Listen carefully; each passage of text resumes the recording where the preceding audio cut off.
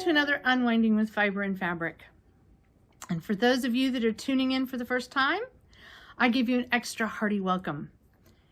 I hope that you will find something interesting and maybe even a little inspirational as you watch this and other videos that I've made. In the past, going into Christmas, I have tried to participate in Vlogmas, posting videos either every day or every week going into the countdown to the Christmas season or the Christmas holiday itself. This year, because of continuing physical therapy and having a little different family situation going on, I've decided, more by necessity than actual decision making, to only make a video a month. So I'm going to make this video that is here for November, and then I'm going to try to get a video out in the first week or so of December. I'm still crafting nearly every day, but I'm not having a lot of finished shareable projects to share with a vlog. And as many of you know who have watched me from the beginning, I'm not very good at the whole daily vlog unless there is a spinning competition going on, or like the Vlogmas I did a couple years ago. Every day I chose a different pre-dyed, pre-carded section of fiber, and I spun it for a daily Vlogmas vlog. When those kind of things are going on, I find the ability to sit in front of the camera every day and record. But my life is not one that you want to see the behind the scenes footage of. I am not that organized. There's way too much chaos, and even I would find it uncomfortably painful to sit through and even edit together the chaos of my life behind the scenes. When I come here in front of the camera to make these vlogs, to make these podcasts, I collect myself, or attempt to collect myself, for this little bit of time. And today, I do have a finished project that I want to share before I put it in a package and mail it off to my daughter. She is aware of this project. It's not going to, spoil the surprise for her to see a photo here if she happens to watch my video before receiving the package. But I did want to share it before I sent it, because although I have a photograph of it, there is something to be said about sharing the actual physical item with you. The photo will go up here and pop in and out, depending on what I'm showing on the camera. But it is a tree skirt that I have made for her. And I have, let's see if I showed a little bit of it in my last video. There's a little corner of it. I used this fabric here in the center, this blue, as my inspiration piece. I hope that was centered. I can't see the camera, so I don't know. I'm hoping it's centered. But I use this blue as my inspiration piece. And it's not the easiest Christmas fabric to use, or winter fabric to use. It is I would say, Christmas fabric. It has Christmas trees on it. It has polar bears, reindeer, and some squirrels and a bear.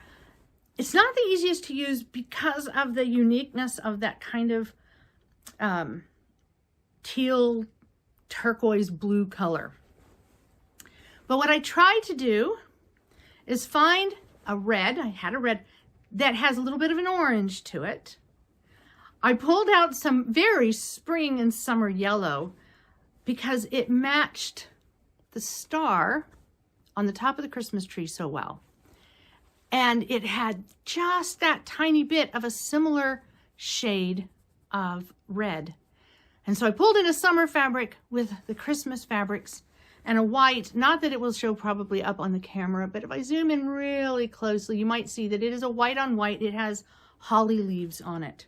So it's not the easiest, it wasn't the easiest project color-wise.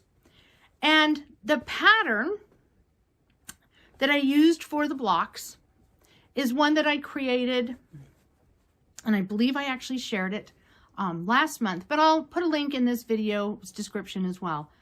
Now, what the big thing I did with making this tree skirt is it's basically a square quilt that I left off the corners. Okay, so I'll put the picture here. It is a square quilt that I left off the corners, and then I made a slit up one side after it was quilted, cut out the center circle, and then using bias binding, because I knew I had the curves, I bound all the edges. Now, this is a technique that I've been doing since way back in the beginnings of my quilting days, where you take what is a square quilt and leave off some corner pieces, or leave off some pieces, some block pieces, to make it have the appearance of being a round item. It's not a truly round tree skirt, but it wraps around the base of the tree really nicely. I don't find any need to have ties or any kind of fastening in the back. My trees tend to go up against a wall, or in my case, I have a big bay window here. If I needed something to keep it closed in the back, all I would do is take a couple safety pins or something of that nature and have a temporary closure. It goes through the wash really well, which is important in my home because I have cats, and they will always sleep on them, on the tree skirts, and they will most likely, during the month of December, yak up hairballs onto my tree skirt. So whenever I make a tree skirt, I make the tree skirt with the idea in mind that it's going to need to be washed at least once a year when it gets ready to be put away at the end of the Christmas season. Most likely a couple times during the year, especially where I have older cats. So this is a technique that I've done. It's just taking a square quilt pattern that you like and cutting off the corners. Now, in my case, I designed my pieces to where I didn't actually have to rotary cut off the corners. I just designed it and didn't make the corner pieces. It'd be very easy to also, I think when I was designing it, and I shared the block that I'm using, not all the blocks of the tree skirt. And as I said in my last video, I'm not sharing the pattern for the whole tree skirt, mainly because at this point, figuring out the best way to tell you to assemble the pieces just is outside of my brain's ability. I just don't have that kind of brain space right now. But if you look at the picture here, those of you that have been doing quilting for some time will start to see it's just a combination of, it's just on the corners, it's just a combination of blocks and half square triangles. In my case, I left the half square triangles not sewn to anything. When I was designing it, I actually designed it to where I'd sew it to a piece of muslin that I could then cut off later if I needed to.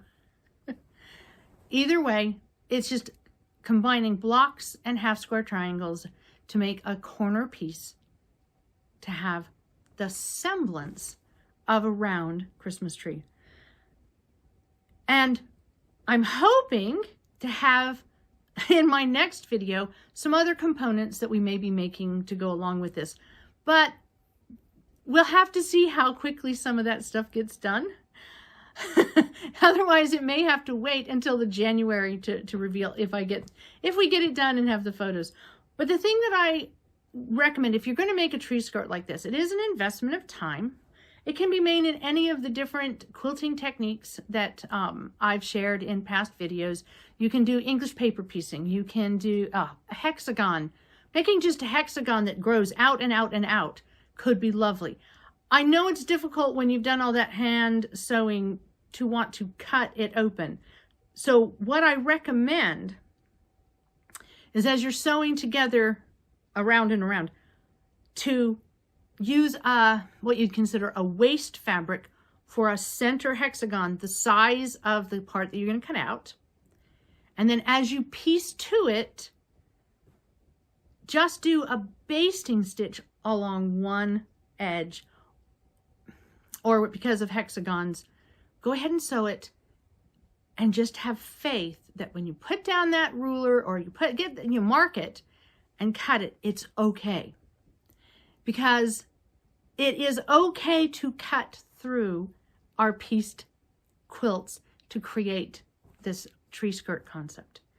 And whether you're doing a tree skirt for Christmas, or you want to have an Easter tree or a Halloween tree, or whatever holiday you want to have a little greenery, if you have another option with this is if you want to have a table topper. So not talking about a tablecloth, but a table topper, and you piece out and make this round-ish shape and put it on your table to add a decorative, like for instance, you have a plant that you want to display in the center of your table, or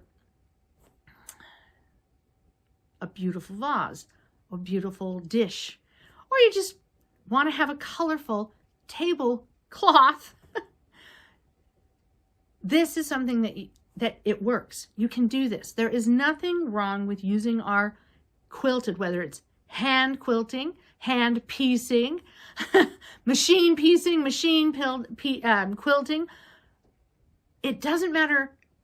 We can do these things with it. We can cut them up and bind them and turn them into something other than just a wall hanging or a bed quilt. We're allowed to do this. And it is a lovely thing, and it is a lovely thing to make as a gift. I've done tree skirts in the past that I've given as gifts, and they've just simply been small quilts that can go under the tree. Some people really don't want to cut up their quilts, and so what they'll do is they'll put the quilt under the tree stand, or put it on a table, and then put a small tree or a potted plant on it. That works too. But the thing is that tree skirts, they're another item that we cherish. They're another heirloom that we can pass down. They're another gift we can give. So if we design our project knowing from the beginning that we're going to cut it, it does make it a little bit easier to make that cut. And just remember, the cut edge that you're doing, you're just going to bind. You're going to put a binding on it. You're going to finish it. And I do use, in this case, this is one of the cases, I really do use a bias binding. And there are tons of videos helping you figure out how to make a bias binding, a specific bias binding for your quilts. And I recommend looking at them to see how to do them.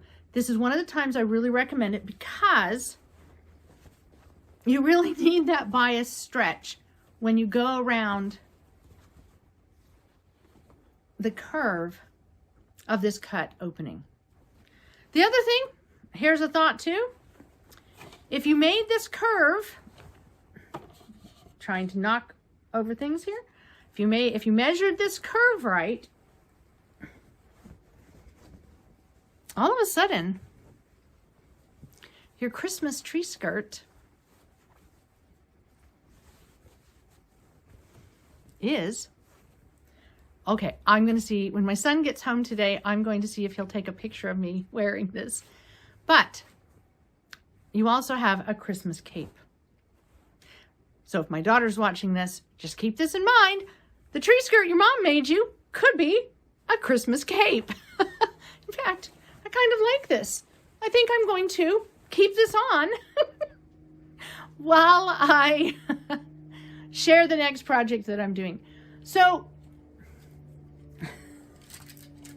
one of the other things that I'm doing, this is, I think my daughter will probably find I didn't make the opening quite big enough. This is just a little tight on the neck. So I don't think she's going to be wearing this as a Christmas cape anytime soon. But I have to admit this, and it works. It comes right down to my arms. And so, yeah, I think I may have just stumbled upon something that I need to do more of for when reading in bed. This would be fabulous. I mean, I do all the shawls, you know, my capelet that I have. I love that. But for when it's really a little on the chilly side, this would be a fabulous reading cape, a reading blanket.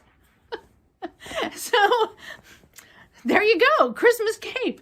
So one of the other things that I am doing this Christmas is my daughter is, for the first time, actually in her own apartment. That's all hers, as opposed to when she was in the Peace Corps living with other people. She's in her own apartment. She has a Christmas tree. My husband and my son took a drive up to see her just a couple weeks ago. I was hoping to make the drive, but we had to change the plans, and there was just no way with the changing of the plans that I was going to be able to make the drive. So my husband and my son took a drive up to Pennsylvania and took in all of the beautiful foliage.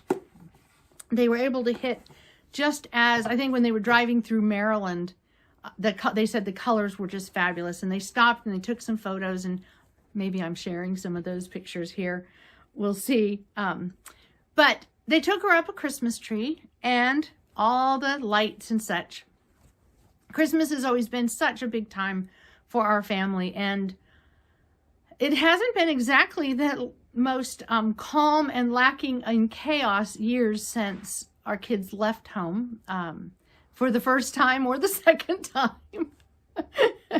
And so we wanted to make sure that our daughter really had the opportunity to have a tree. And last year, at the end of the Christmas season, we were able to purchase on sale a nice tall Christmas tree, artificial Christmas tree, but one that was really skinny, so that it would work well, hopefully, fingers crossed, in a small apartment. And so so the boys took that up to her, and the tree skirt's going to be mailed up very shortly. But I've been working on, for a couple years now, I've been working on making ornaments for her Christmas tree. A few years back, and I believe there's videos showing it, I made a Christmas tree skirt for my son and some ornaments for my son, and I shared a bunch of that in my videos. But this year I'm making for her, the theme that I'm making the ornaments for her is, and it goes along with the tree skirt, is woodland creatures. It really, for her, she's always been, she's always had such an affinity with animals and nature. And I've just always felt like her Christmas tree should have a good selection of woodland creatures. And I have started on working on some of them, but today the ones that I have to share are not necessarily the woodland creatures, they're the barnyard creatures, because I have this little set. And she's working on doing some hand embroidery. We've done things like this in cross stitch in some of my other videos. I actually, going in my Christmas videos, I will show a bunch of the different techniques, a bunch of the different ways to make ornaments that we've done. So if you're interested in some background noise and some creativity, check out my other Vlogmas specific videos, and you'll see a bunch of the other types of things. But this year, what I'm working on is making ornaments that are all stuffed or made out of felt, reminiscent of styles from the past. Just, I'm using the machine embroidery as opposed to hand embroidery and that. And one of the designs that I just had to start with, I was having a hard time getting into the machine, and this design popped up, and I'm like, I have to start with this. I'm not sure how many of you have picked up on the fact, but I do gravitate to certain farm scenes because I grew up on a dairy farm. In fact, I grew up on a dairy farm with little black and white cows. So when I saw this little set, I thought, yep, I need to make this into ornaments. And although I started making them, and I just dropped the cow, with ribbons attached, I found it a little bit easier to not have the ribbons attached until after. What I'm going to do is I'm going to use my hand spun, let me grab this little cow. I'm going to use my hand spun silk. It's a good way for me to use my hand spun silk. I can use lots of different colors. It makes good cording for the ornaments. So I have the little red barn, and of course my black and white cow that basically made it to where I had to have this set. And of course you have to have, I should come in close with these so you can see them, little chicken. So let me bring up the cow again. Little black and white cow. Little red barn. And this, it was as I was making it, it's like, oh, this is a little piggy. Okay, so we have a little piggy. And a little red-brown truck. So, these are designs by Embroidery Library. And when I did this one, I had a slit in the back that I left open so I could stuff it. And what I realized is that, because I do put a backing on all of them, is that if I just take sharp scissors and make a little cut here, and I could have done that before I put the backing on, but I'll put a little snip here. I can then stuff, using a chopstick, stuff it with just a little bit of the scraps of felt, and I can stuff it and get this little bit puffy. And that's what I want to do, little bit puffy. So I'm going to come back in, make a little slit, and then stuff it. And then just like with doing English paper piecing, I'm just going to whip stitch it closed, and it's perfectly fine on the back. Okay, I'm getting a little warm. So tree skirt cape really works. And I did actually remember to get a label on it. Wow, yes, that tree skirt cape. I think that really got me warm. I'll have to remember. That would be great for when the power is out. So I've been working on the ornaments. Those are the things that I've been making. I do have the winter wall hanging that I've been working on, my English paper piecing that I was working on last year. It is finished. I'll give you a sneak peek of a picture of it. And I'm just doing a sneak peek.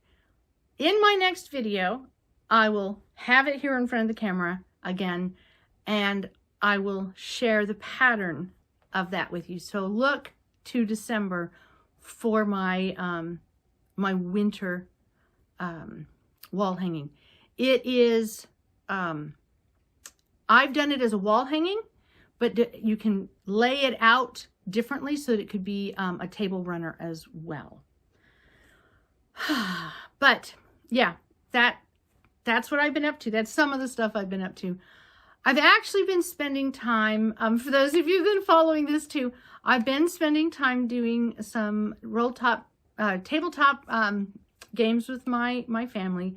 We have figured out how to video with my daughter so that she can play with us.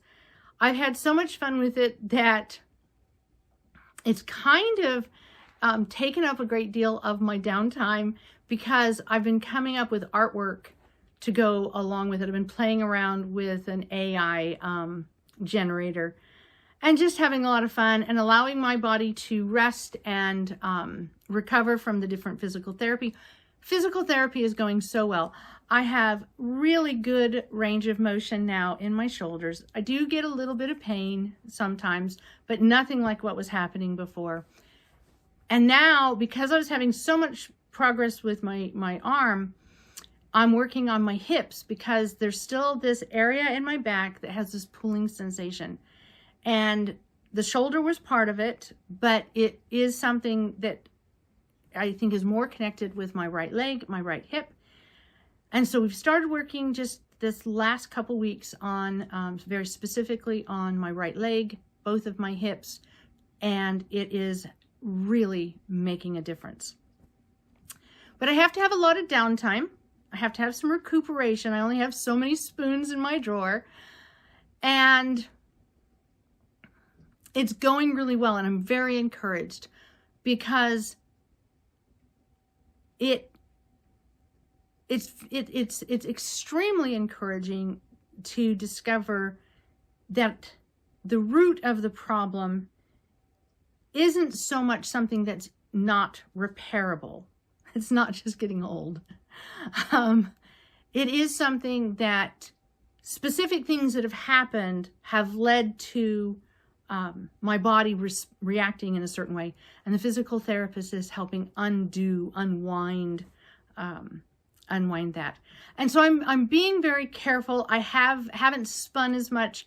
I'm being very careful because I'm trying to stay active as I'm doing my physical therapy, incorporating this activity in my life, but trying to avoid over stimulating the areas that I'm working on while we are treating it. Doing just enough that we can see what causes it to inflame and what causes it to, what doesn't. And so I'm making progress. So I wanted to share that with you. But mostly I wanted to share just how much fun I've had doing this. I know that for some, and here's the thing, if you are not a quilter, don't hesitate to do the same kind of thing with your knitting, your crochet.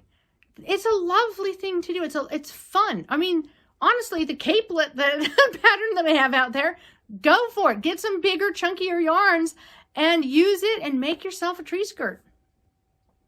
It can, especially if you're using chunky yarns. Like, in fact, I have this one. For those of you that remember my Tour de Fleece yarns and product from a few years ago, that would make a fabulous tree skirt.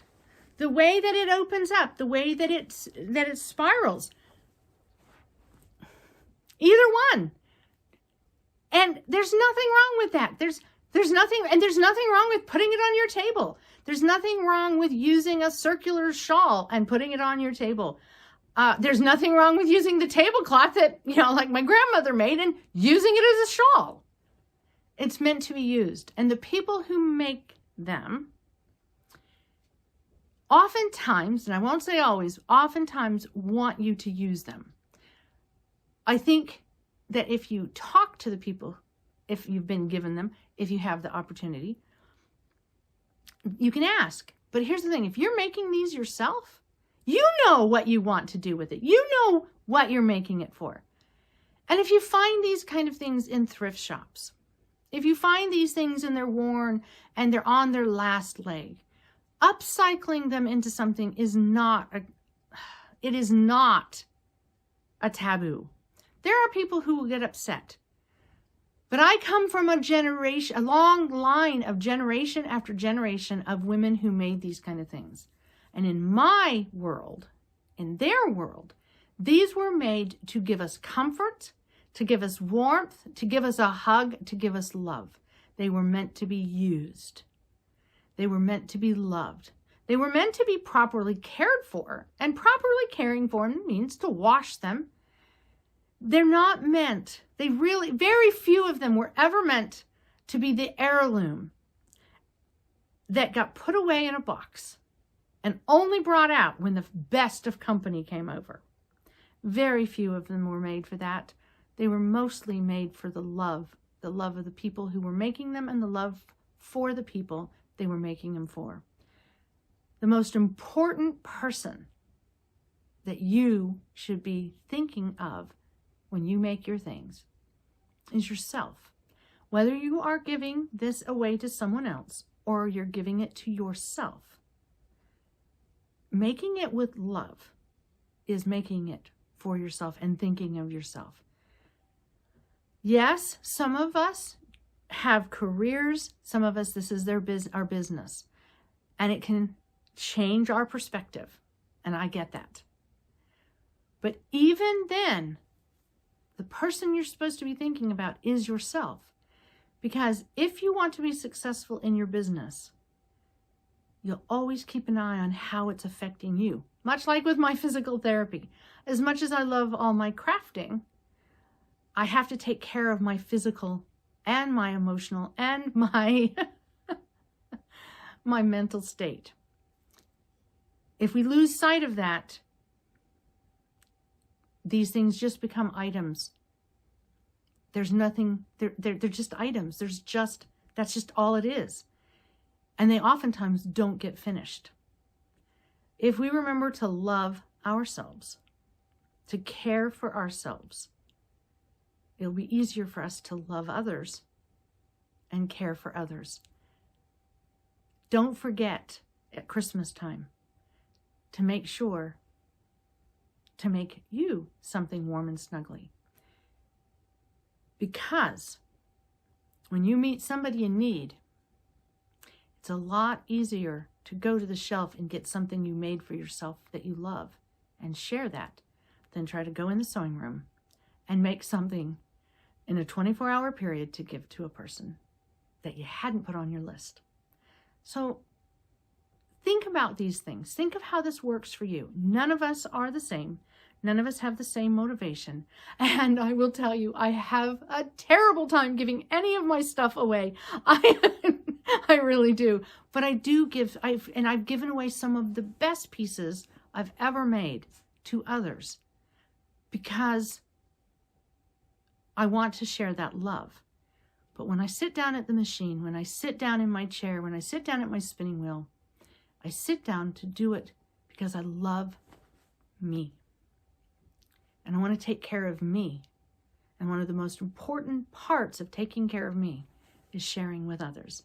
So that's one of the reasons why I hate the fact that I can't do these videos more frequently coming into this upcoming month. With that being said, if my son and I find ourselves creating a snowstorm of stuff, I may be making a weekly video. He will encourage me to make a weekly video. So I'm leaving it open for December because at the end of the day, I want to bring you a quality video of me sharing my stuff. Oh my goodness, it's all falling everywhere. There we go. So thank you for joining me for another Unwinding with Fiber and Fabric. Until next time, I hope you find some joy in doing for yourself and doing for others. That's what I will be trying to do. Until then, bye-bye.